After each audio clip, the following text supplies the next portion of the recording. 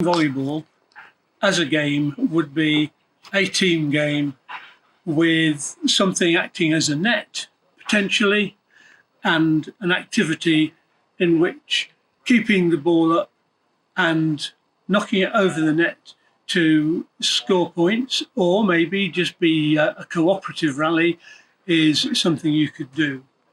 But it also can operate as a solo activity, in which case keeping up the ball, the basic skills of keeping the ball up, would be an individual activity. If the beach ball is a bit too heavy and comes down a bit too quickly, then we could use a balloon. If a balloon was too floaty, of the things that we can do is put a bit of rice or lentils or something in just to make it a little bit heavier, and it also gives it a noise. So that would mean it wasn't quite so floaty.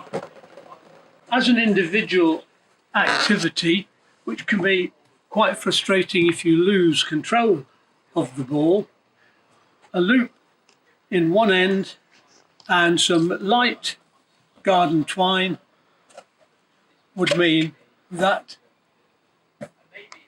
should control be lost, the ball can be retrieved by the individual and then carry on. That same principle could be applied to the beach volleyball that we first started with, or another idea to add a bit of weight and protect the balloon a little bit more from potentially popping is to put the balloon inside. This is a medium food bag. I blew it up inside the food bag and then it expanded to fill that, tied it off and tied the bottom of the food bag. That then gives a ball, a balloon that's got a little bit more weight and a little bit more protection and has got that string, so should you lose control of it, you can bring it back and start again. Sitting volleyball could be a team game. If there's not enough for a team, or if there's a pair of you, a cooperative rally is often a good way to improve skills and to practice basic skills that might come into the game should you have the opportunity to play in a team. And simply keeping the ball up between you, with or without a tape as a net. That doesn't need to be there, but that just gives you a barrier to overcome for the game proper.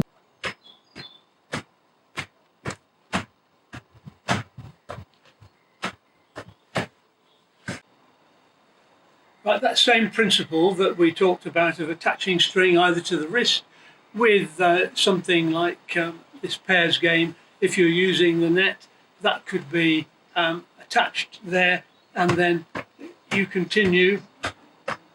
And if it loses control, it can easily be pulled back with the rope for those who may have mobility or other problems, so that the frustration of having to get up and retrieve a ball is reduced.